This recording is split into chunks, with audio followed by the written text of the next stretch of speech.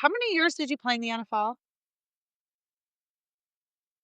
So I played 8 years in the NFL, and then my last year at Duke was 2015.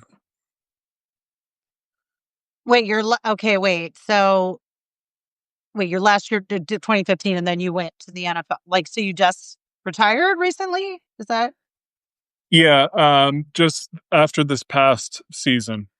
okay? Okay. I'm not, what was the impetus for the retirement, if you don't mind me asking? I know that's not what you're here to talk about, but Yeah, really, it was the waiting around and just like trying to stay ready at a moment's notice. So during the 2022 season, I did that for like a month and then got picked up and played for the Rams. It was great. And then in 2023, I waited all the way until December and got picked up by the Dolphins. And then as 2024 rolled around, free agency, all that stuff, waited a little bit into the season. And I just realized, you know what? Like, I just want to be able to take the next step, go into a next phase of life.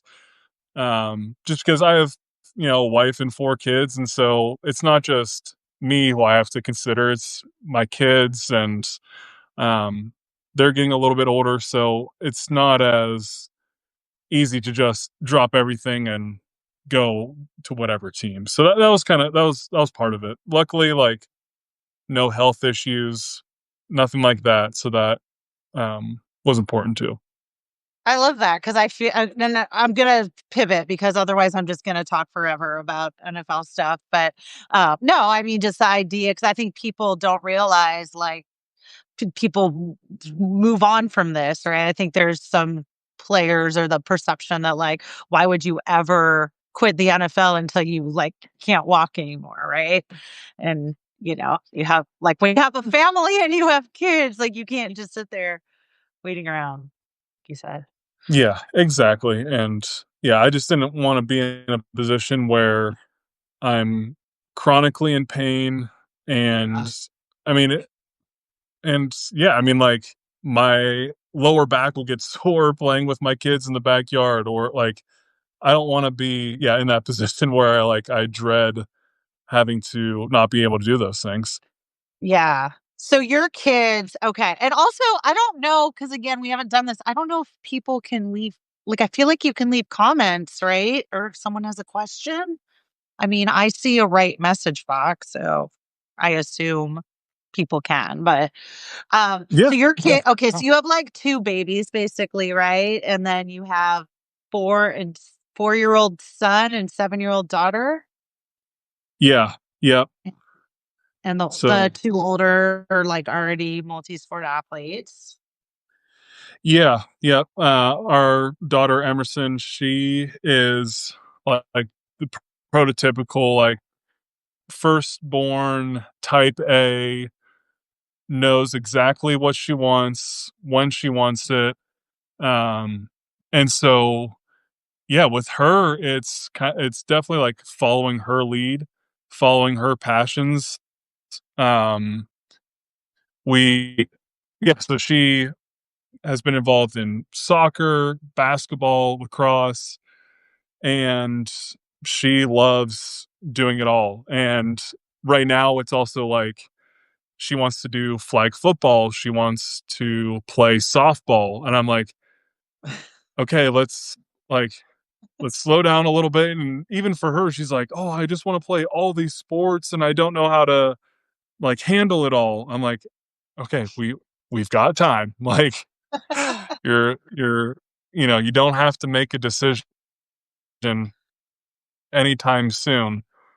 Yeah. And so yeah, sometimes with her we're kind of having to rein it in a little bit.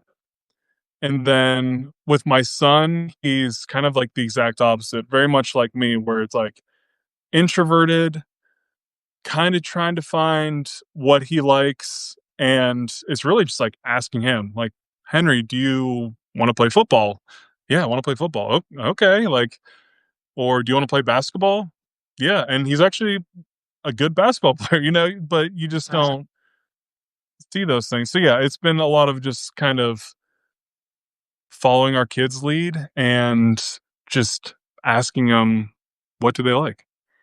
yeah, I would totally be remiss, obviously, if I didn't ask you what age you're comfortable with your kids playing tackle, if it goes that way. My wife and I have said middle school. That's that's when I, like, really started to play. I actually tried to play in 4th grade, and I was over Oh, the weight fourth limit grade? for my age, so I played yeah, 4th grade, so I was, like, 9 years old, 8, 9 years old, and I had to play up. Oh, did I lose you, Matt? Hello, hello. Hmm. Well, maybe he comes back, Matt. Oh, I think he'll maybe rejoin. Done this before, but my kid just started uh high school football, like just finished middle school, and I'm needing some major therapy. So I really hope Matt finds a way to rejoin. Um, I think, oh, wait, let me see. Maybe I can add him as, okay, invite co host. He has now been invited. Um, yeah, but this is fun to do this. And hopefully he'll come back. I guess if any of you that are here have done these live videos before and something looks weird or you have advice, drop it in the comments. Or if you want to give me therapy because I am a new football mom, which I never thought I would be. I'm curious to see what Matt says when he gets back here, like the discussions between him and his wife, because I was a hard no on football for like all the reasons you could imagine.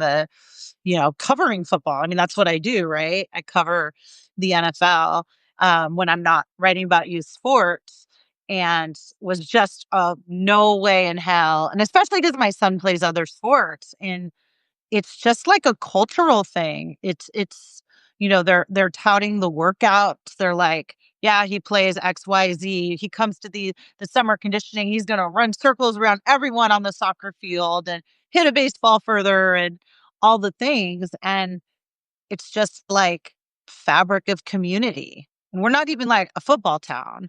So I've sort of very reluctantly um I very reluctantly dove in, I guess, or I'm kinda watching, how you watch a horror movie and you're like, that's how I do it. I used to be like this. I love horror movies, by the way. I hope Matt comes back. I'm looking for my phone so I can text him. Oh, my phone is here with you guys. I'm literally it's Friday. It is Friday.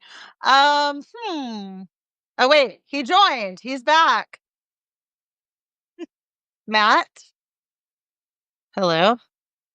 Hello? I think he's joining us. Hey, Matt. There you are. Oh, wait, I can't hear you. Hello? Am I connected? Yeah, now you but there's this a thing that says your internet connection is unstable. So I don't know. Where are you in North Carolina? Yep, I'm in Charlotte, North Carolina, yep. Uh, So we need to work on the internet. We need to talk to the service providers in Charlotte. Yeah, I don't know we've been having some crazy, like, early summer storms, so I don't know if we had, like, a bunch of flooding last night here in Yeah. Charlotte. I don't know if that's the problem, but Gotcha. Um, Well, I was just first of all, I was literally like, "Where's my phone? I'm gonna text him. Where's my phone?" And I'm looking into it right now for this. So, yeah, no, but yeah, I can pick up where I left off. yeah.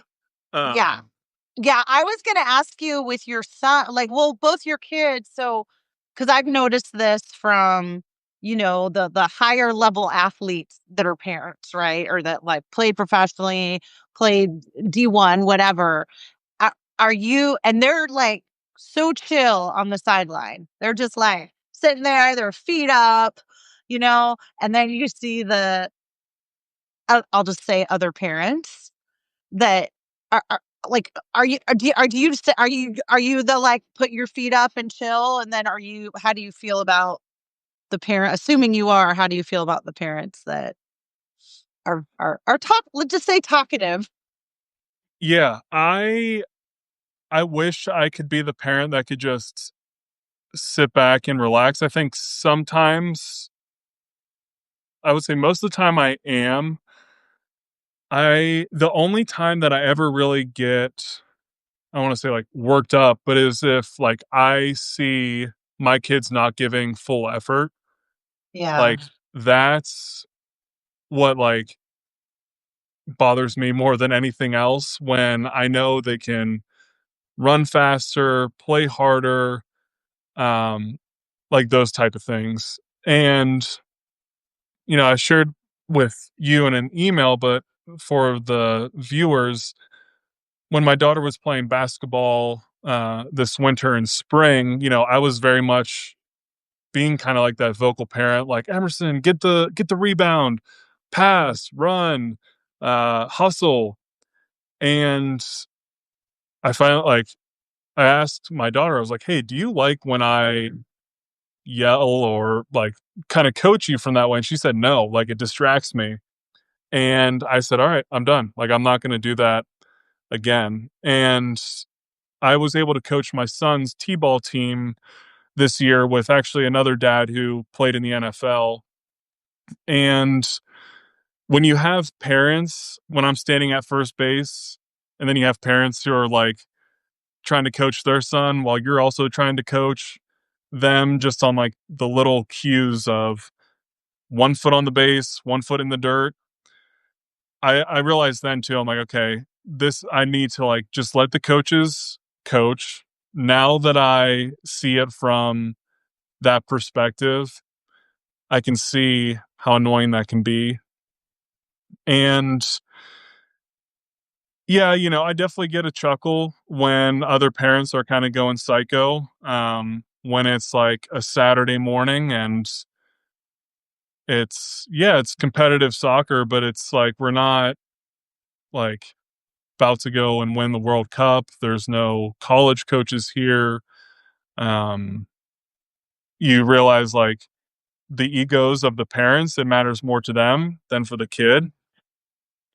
And so yeah, you just kind of have to take those things with a grain of salt. But no, I try to do a much better job now of just like letting them play. If they come over to us at like halftime or during a break, I say, hey, I know you can push a little bit harder, or make sure you're passing one or two more times, or hey, just keep it up. You're doing a great job. Just those little tidbits, just because I know the mental game is way much more part of it than the physical.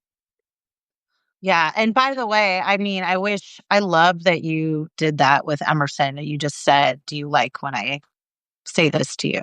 Like, so many parents need to take that message. Like, that is so key. Like, how many parents, the ones that you call psycho, I guess, or just in general, like, ask your kid. I mean, this isn't hard stuff. Like, it's their journey, and, like, it's supposed to be fun, and if they're not having fun because their parents are yelling anything at them, like, it's just I don't know. I don't wanna be all preachy, but I feel like it's just the check-ins are so important, like, for the parent and the coach and everyone, 'cause. Yeah, 100%. And like at this age too, like there's going to come a time and point where it's no longer just for fun. And that's kind of the age we're starting to get into with my daughter. Like the next, if she wants to play fall soccer, she's got to try out.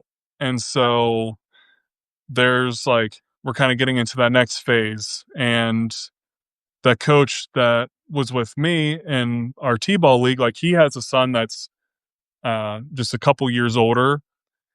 And he was kind of explaining it too. Like, as soon as you start keeping score, as soon as you start keeping stats on the errors and home runs and all those things, it's a whole new ball game because parents want to see their kids have the best stats. They want to know, they want to make sure the umpire is calling a fair game. They want to make sure the refs are in favor. And yeah, so like right now, I just want my kids to have fun.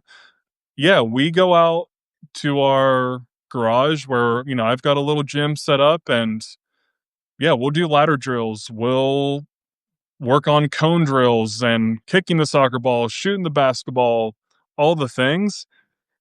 But that's my daughter telling me she wants to go outside and do that.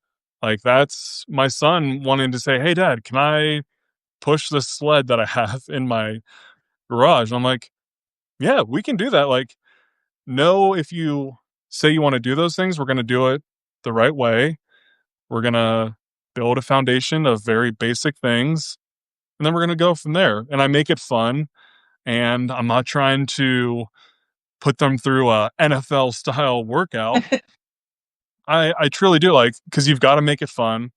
You've got to make practice fun.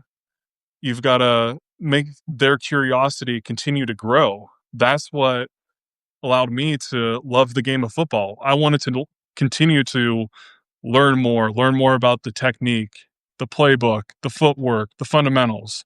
So that's also a big component of it as well. Yeah, I love that you have a sled in your garage. That's awesome. I mean, Yeah, that I was a guess I see COVID. them at the gyms and everything now, but it's still like this is like a football this is a tackle thing, right? It's Yeah, part of everyday working out, I guess. But sorry, so when your phone when you were losing service before, you were saying your wife and you guys were talking about your kids playing football and you were saying middle school. yeah, Um are you guys like pretty aligned on that? Or not to get into like the nitty-gritty of your marital conversations, but yeah. No, I feel like we are, and again, like if my son wants to play football, like great, but we're also gonna do it the right way. I'm gonna make sure I like, as far as like exercising, make sure your body's like prepared, like, you know, doing neck strengthening exercises. Make like just doing those little maintenance things with your shoulders and your legs. Um, being flexible, like those are things I know it like sounds crazy, but like early in my career in middle school, I dealt with a lot of stingers. And so that's when like your nerve gets inflamed in your neck. And even though I was a bigger kid, I still didn't have a very strong neck. So anytime I would take an impact from the side of my helmet, I would get a stinger. And it wasn't until then, thankfully, my dad, he was an orthopedic surgeon. So he'd be like, "Oh, okay, here's how you work on your neck." And you can do it like, you hold your hand against your head. But yeah, like if he wants to do that, we're going to do it the right way. And I want to protect his body any way I can and give him the knowledge and experiences um, that I have, so he can have fun and enjoy it. okay. Well, I am not an orthopedic surgeon, nor is my husband. I've covered the NFL though, and I've covered sort of the dark side of the NFL, and talked to many players who have admittedly had CT symptoms and all that stuff. And my son just finished middle school last week. And Monday, he started football. And it Yeah. was like we were not aligned at all. My husband and I had been a hard no. And I had, it's like this cultural, well, obviously, you play in the NFL, but like the cultural aspect of it. And it's like a cult. And it's like, oh, if you sign up, we have team barbecue and team this, and they make it like so team camp and this and the that. And obviously it's football if you're, but I'm totally freaked out. My son went to two summer conditioning things in a row. He's not even like really into puberty yet that much. And he's lifting twice in a row and like literally said he was going to puke both days. And the coach said, I don't want to see this trash bucket empty. So help me deal with this because I'm kind of freaking out. Yeah, that, like and does he love all the workouts so far? Like, how has he responded to Well, all of it? I mean, he took it's every day because there's some camp next week that they're getting ready for. But like because they don't have tackle, like the middle school is flag football. He didn't even Oh, play interesting. that. He does like club soccer, travel day. Like he does a lot, and we're trying to figure this piece out. But my husband's motto and sort of the sell from the football people is like everybody should do this their freshman year, and even if you wind up not liking it, like if he does this, he's going to run circles around everyone on the soccer field. Like this is so much harder than anything else he's going to do that it's going to benefit him. And you know, he day three, he's like, I think I'm going to go to soccer tonight instead. So, but so I'm a little. He's going tonight, but I'm a little. I don't know. Can you like talk me off the ledge a little bit? Yeah, I mean, the thing about it too is, like, that's what I love about football specifically is just, like, how much you learn about yourself, your resilience, your determination. How much do you truly love to do something? How much you like to push yourself? Um, because, yeah, like, those workouts, they will have you questioning, like, really fast. Like, this is what I wanna do or this is what I don't wanna do. Um, and I've always loved the team aspect of it. Like, the my best friends are all football guys, and, like, some of the best football memories I've had are from high school and building those relationships, and, yeah, like, I can totally relate to those kinda workouts. My freshman year, I feel like it's like you're trying to grow into your body and like all that stuff is like puking and like the hardest practice of your life and it's like extremely hot out. I I don't know, I fell in love with all that stuff. I just loved how much it pushed you, how much it pushed your limits, and you realize like, oh wow, like I can not only push my limits, but I can come back from that and come back the next day and do it all over again. Yeah, like and going back to, like, my son, like, if he doesn't wanna play, like, that's totally fine too. Like, I am not gonna force him to do something he doesn't wanna do. I think that's just not because that's when injuries happen too. Right. I remember my grandfather would always tell me, "If you're not going 100%, there is gonna be a more likelihood that you're gonna get hurt because someone else is." Um, so yeah, like, I always say, like, I don't know, I love football and obviously, like, there's the injury component and the that side, but yeah, like, it's all a mentality, and if you love it, that's great, um, and to just really lean into it. I don't know if that helps or not, but No, no, no. Focus on the mental toughness that's gonna come from it. That's your message. yeah, 100%, like, there's not gonna be many things in life that's gonna push you that like football does, and the lessons and, like And hopefully, like, if you have really good coaches and a good coaching staff, like, they're gonna support all the great things about football and not the toxic side of it. Um, that's sometimes, like, getting into social media, you see just, like, where there's some coaches that are so far off the reservation, you're like, "This is not what the game's meant to be." Yeah. Well, you just mentioned social media, and I know that that is like something that you mentioned when we were talking as one of the pitfalls, and it's like in its impact on youth sports. It's funny, like right, like an hour ago, I was waiting for my kid to get something from Chipotle, and I'm like looking at this 8-year-old soccer player and who has like 20,000 followers on Instagram, and you know, like, what they were doing was fine. I wasn't like, "This is the most amazing footage I've ever seen," but li and it was, like, very sliced, right? So you're, like, Yep. taking the best moments. I mean, w what like, what are we doing? I mean, what are we doing with these kids and, like, creating these identities for them?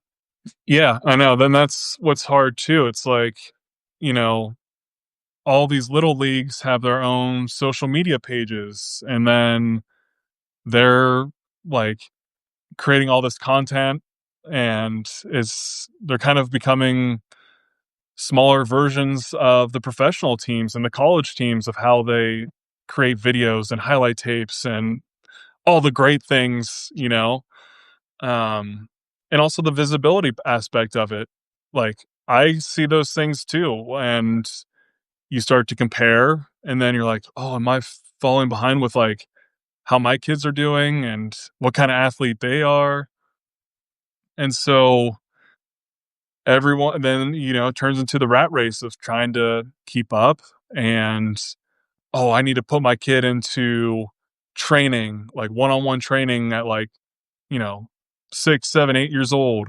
They need to start specializing sooner." Like, specialization has become, in the last, like, 5 to 10 years, such a hot topic too. And, yeah, I mean, it's really easy to get pulled into that, and then parents allow their kids to have social media pages, TikTok pages, Instagram, Twitter, like, and like you said, they get a lot of followings, they get a lot of support, they get a lot of criticism. And yeah, parents feel like they need to have those things in order for their kid to be successful. And one thing I Then like, what yeah, happens when your kid gets injured or they decide they don't love the sport anymore, when they are 10 years old as opposed to 7? right, exactly. And that's where burnout happens. And like, my first sports were ice hockey and baseball. Like, that's what I grew up playing. I thought I was going to go and play in the NHL. And then I had a bunch of buddies who played football. They asked me, "Hey, do you want to play football?" Sure. And I fell in love with it. Like, and that was just over the course of like one school year. So, yeah, you can't like wrap your whole identity in your sports. That's just like another mental pitfall as well. Um, and yeah, like you can't live and die by your kids winning their like little league sports. It's hard not to do, but um, you've also got to be the parent. Yeah, I mean, it's so wild to me, and in a way, I'm a hypocrite, right? Because, like, I'm writing about youth sports, but hopefully my content isn't like, "My kid did this amazing," like, I try to actually present and I almost wanna open, like, a social media account that's like, "Here's all the times my kid fucked up," or "I fucked up as a parent," right? Like, I feel like that would be more Yeah, because useful, right? we all have that. Like, Right. and yeah, like I 100 like when I talk about getting on my kids about effort and that stuff, like I will get like, hey, like that is not acceptable. Like we Mm. and it's you know, and it's just like you're always straddling that fine line of like I know you're better than what you are, but also like not putting on crazy expectations of them. And I think that's probably the double-edged sword of me being a former professional athlete. Like Yeah. people also like I don't want to like sound like an ego, but like people also know that I've played in the NFL. And so when they watch my kids, there's that expectation too. Like, oh, let's see, like, are they gonna be some crazy athlete? Or are they just gonna be, just like everyone else? So Mhm. I think that can be um, that could be a thought in the back of my mind too. Like, hey, people people are watching you different too. So that's Have you the talked to your have you had that conversation with your kids? I know they're still yeah, pretty young, but yeah. And they understand, and I think it's a motivator for them. Like, yeah. and it's something that they are proud of. But yeah, it's a tight line between like not putting too much of the expectations on them, but also like, hey, this is reality as well. Yeah, yeah. I mean, it's just what is Matt, when you think of like all the different, the social media piece and the sideline coaching piece, like what type of sports parent just annoys you the most? And there's lots of great sports Um, parents, by the way. I want to make that clear, especially the ones that ask their kids how they're feeling. That is fantastic. But yeah, I would say there's probably a couple. The parent that forces their kids to be playing a sport that they don't want to be playing. They think they're gonna make their kid a quarterback because they want them to be the next Josh Allen or Patrick Mahomes. mhm. They're forcing their kid to be a golfer because they see Scotty Scheffler winning every single weekend. You can go to the list and the whole sports. Like you can just see those kids right off the bat. Like this is not what they really want to do. They want to like do something that they actually enjoy. And then probably the parent too that like their identity is wrapped up in their kids. Like I always feel like in especially like soccer when someone scores a goal, like there's the group of parents that are clapping at you, celebrating at you, like we're better because we've just scored and now we're leading.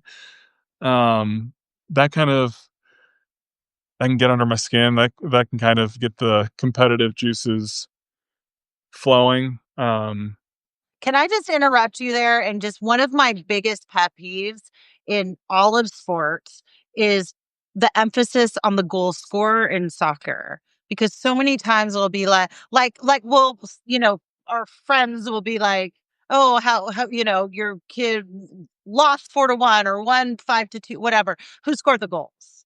And I'm like, this kid scored 3 goals. They were all just like tap ins or like ricocheted off. Like, what yeah, about like the assists or there's so many other beautiful cross, and I just need to put that in the universe. I'm sorry, continue. no, I agree too. Like, and I know, and it's tough for me because like, and for my wife and I because our daughter, like especially, is so competitive. Like she wants to know how many goals she's scored. She'll keep track herself, but she'll also come to us after a game, be like, "Hey, how many goals did I score?" And it's like, "Oh, I think maybe just one this game, or maybe it was three." Like, but that's like, and so that could be tough too. Like, you don't want to feed into it too much, but also like, I don't know, just follow their lead a little bit. So, Yeah. and that can be tough too when your kid wants to be in the mix of their own stats. Right. But I just feel like soccer more than most sports undervalues defense. That's all. Yes. And I am the mom of one of my kids is a striker, the other one is like a center back slash goalie. So I appreciate the defender people. But Yeah. I wanted to get your take because I guess I mean if anyone wants to say hi or ask a question? I don't know. I guess you can do that, right? Or Yeah, definitely. are there, like, cute little, like, stickers or things? I don't know. This is the first time we've done this, but, because I don't wanna keep you too long, but so this whole the whole decision, the House and CAA thing, like, I've been thinking a lot about that, and because I know you are North Carolina, you're mentioning how, the NIL can extend to high schools, like, I think that ruling was October of last year, Yep. um, and now I'm thinking about, the House ruling, which was basically now you schools can directly pay athletes, and that's college, but, like, I think I just kinda start thinking of the trickle down, and I think about, like, if that's positive in the sense that then you're like, "Okay," I mean, if these organizations wanna just suppose that this becomes commonplace in youth sports, right? Like, "Matt, you have a future, like, I can already tell at age 6, so we're gonna put you in our, like, football academy or whatever," right? And then that kinda, like, maybe, like, could normalize the rest of youth sports. Um, but then there's flip side, I think, about, like, oh my god, social media and the fact that showing these companies, like, it's so based on influencers and how I mean, if the social media is insane now, like, I can't even fathom what that being commonplace would do. So, where are you at with all of it? Yeah, it's so complex, but it truly is like a trickle down. And I do help like consult some high school athletes and college athletes, and you, it's like just explain to them like in order for you to get the big deals, the big contracts, like you have to produce on the field. Like that's how I always was, and especially at the professional level, like as long as I just do my job and perform, the money will come. Like I pretty much played college football for free and like would do it all over again. And with football, like at the professional in the NFL, like you and I was an undrafted guy, so like money wasn't there anyway. Like you can't like I'm not going to give you $1 million shouldn't determine okay now I'll be a good player. Like that's not going to how it's going to work. Oh, if I get this brand deal, then I'll play well. So many, especially in the football world, like so many guys think that way. Like, oh, if I get everything monetary, like all the deals and all this other stuff, that's what will make me good. And it's like that's not it at all. Mhm. And you got to produce on the field, and you just have to let those things come to you. You can't force your way because those then become distractions. If you don't have the right guardrails, especially with parents and everyone wants the golden ticket. Um, Mhm. because when you get to the college football level, each level you go up becomes more of a business. And now with all the NIL and everything else, like you're going to be treated like an employee. You have a contract, you have obligations. Now that there's money involved. So it's such a complex issue because kids younger and younger are having to have higher expectations put on them. There's money involved. Um, and yeah, there's just gonna there's two sides to it. Like kids are becoming more business savvy. Like they understand the business side of football way earlier, which is great.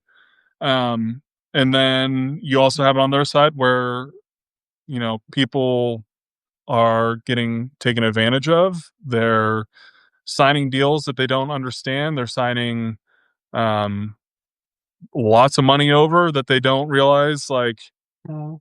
is not necessarily like an industry standard. So yeah, it's it's always trying to like hey, take care of your business on the field and everything else will fall in place. I always like the one of the biggest things I tell kids in recruiting is people will find the best players. If you're good enough, they'll find you. It doesn't matter if you're at a big school, small school. If you're a good athlete, if you're a good player, they'll find you. And and it's true. Like whether that's NFL, college, high school, that someone will find you. You'll stick out. And so that's what I try to remind kids too. But even if you're like on a farm in the middle of nowhere and you're not, you know, you don't have a social media account, they're still going to find you.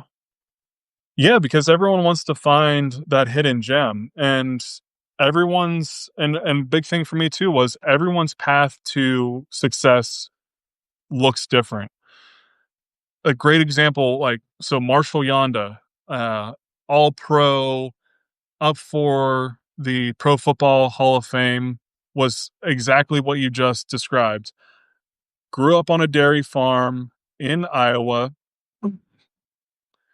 and, was an undersized player, ended up going to JUCO for I think a year or two, then goes to the University of Iowa, becomes an All-American, all these crazy accolades, becomes, I think he was a third round pick, plays 13 years in the NFL, and is now considered one of the greatest right guards to ever play in the NFL.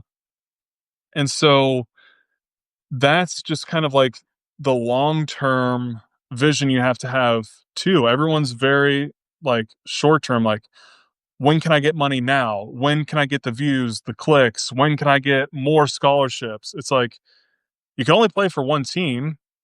And I get it, like with all the transfer rules and all that stuff, but like you got to have a little bit of long term vision too, like in that way.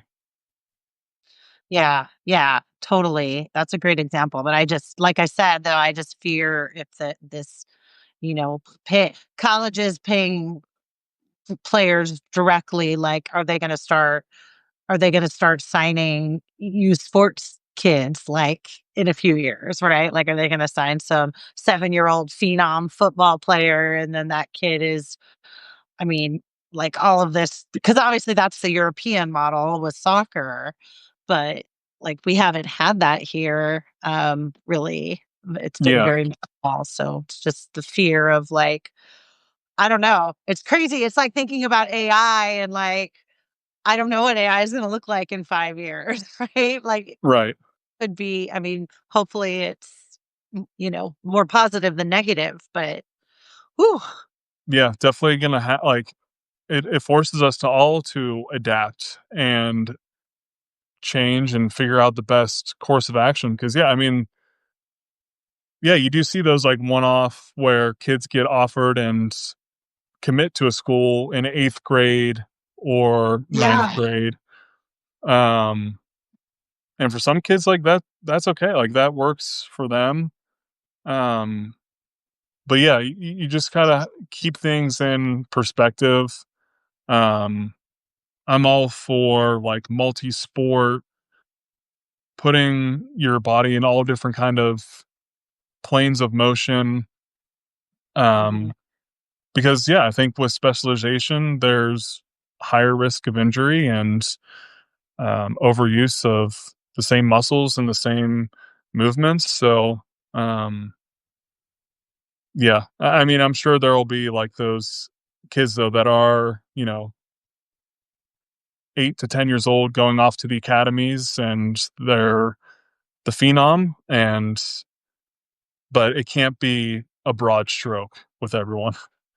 Right. I mean, IMG is like already set up for that. Like, it's crazy, to go like residential camp basically, or residential sporting leagues, or I don't know. It's all terrifying to me, but I'm going to let you go in a second because I feel like I don't know how long these are supposed to go, but can we do a part two though soon?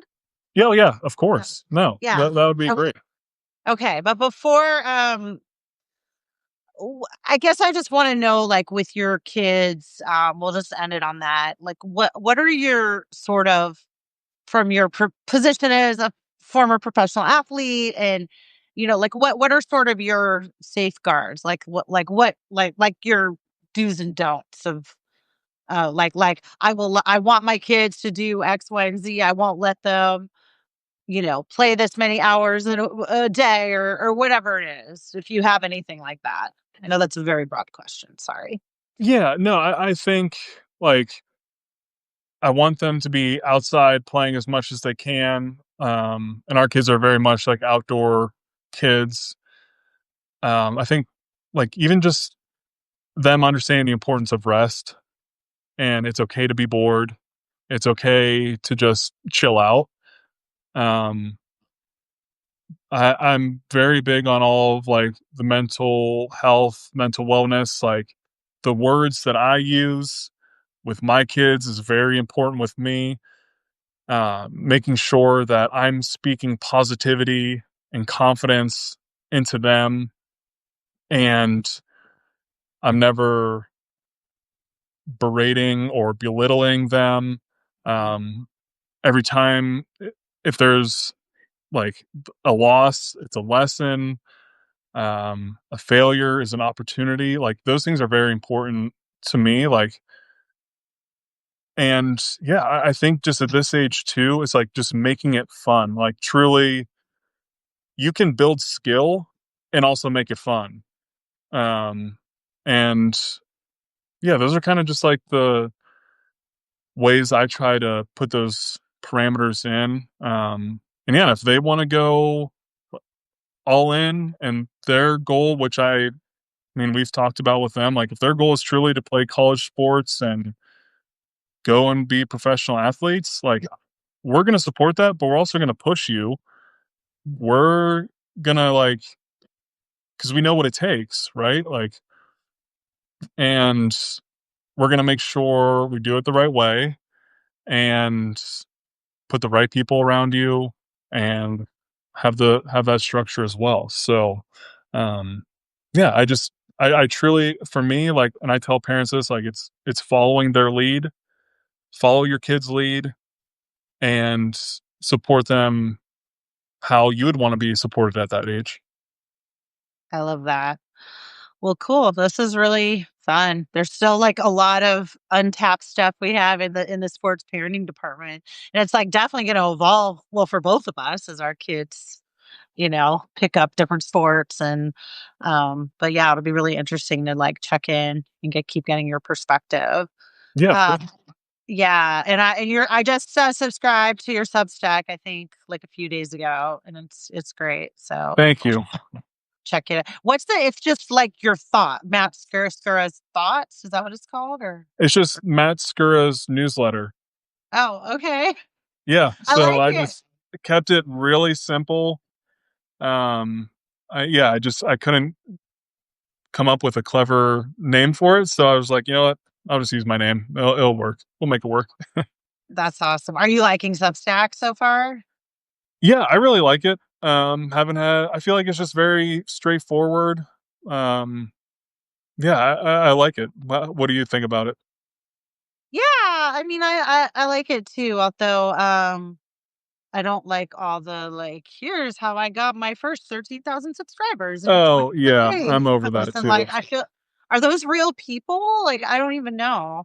Um, Yeah, I know. That's the only part I don't like. Yeah, I think the feed could be much better. Like, yeah, I don't want to see. I would like to see more recent notes and not notes from a day ago, 2 days ago, 3 weeks ago. right. Um, yeah, so if it could maybe just be a little bit better in that way too. Like, yeah, But you can still go by category, so I'll do that a lot, like, I'll just kinda go through the parenting notes and the sports notes, and, yeah, I can't stay away from, like, NFL content, so I I have my NFL people that I have to, like, read their stuff, but I have you, so, like, I don't even need to read them, you can just tell me what's what, right? right, exactly. All right, cool. Well, thank you. Yeah, let's just stay in touch and appreciate the combo. It's fun. Yeah. No, this was awesome. Thank you so much. It was a great conversation. Hopefully, I was able to share a little bit of a good perspective. And but yeah, let's stay in touch and go for a part two. Awesome. Well, have a good weekend. Oh, happy Father's Day. That's Sunday, right? Yeah. Yes, thank you, and hope you guys have a great Father's Day weekend as well. Thank you. All right. All Take right, care. see Bye ya. now.